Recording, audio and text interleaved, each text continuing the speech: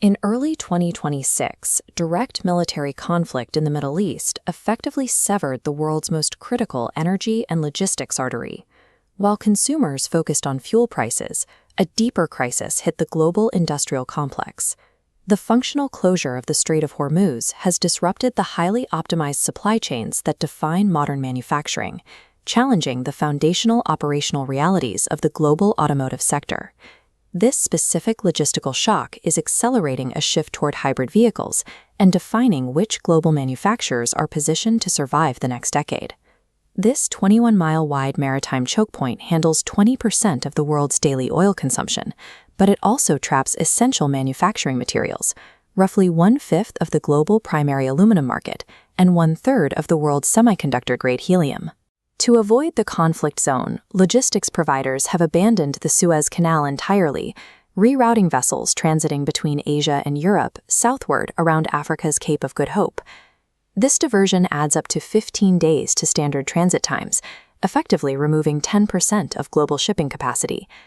The results include a 30% increase in freight costs and a 40% jump in carbon emissions per shipment.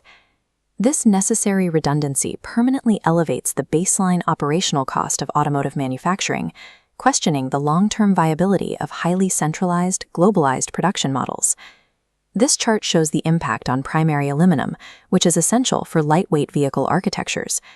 Prices spiked 8% in the first 2 weeks of the conflict, reaching near 4-year highs of approximately $3,370 per ton.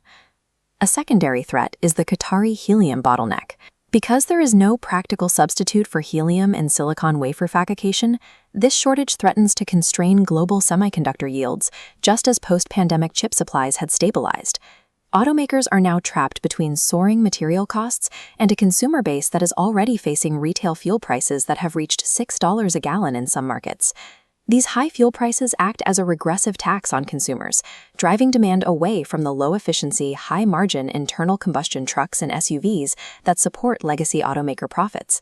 The financial toll is already visible. Stellantis has recognized charges of approximately 22.2 billion euros, while Volkswagen is weighing historic plant closures in Germany following a nearly 20% drop in U.S. sales. While interest in electrified vehicles is rising, pure electric sales are struggling in the short term due to high interest rates and the high capital barrier to entry for strained households. However, one global manufacturer maintained stability through this crisis by abandoning traditional inventory rules to build a new model of geographical resilience. Toyota navigated the shock by replacing its classic just-in-time model with a just-in-case hybrid system, deliberately holding a rolling 6-month reserve of critical computer chips. Their multi-pathway strategy also allowed them to meet the sudden surge in consumer demand for hybrids, providing a fuel-efficient sanctuary for drivers during the energy spike. This chart compares the resulting financial resilience.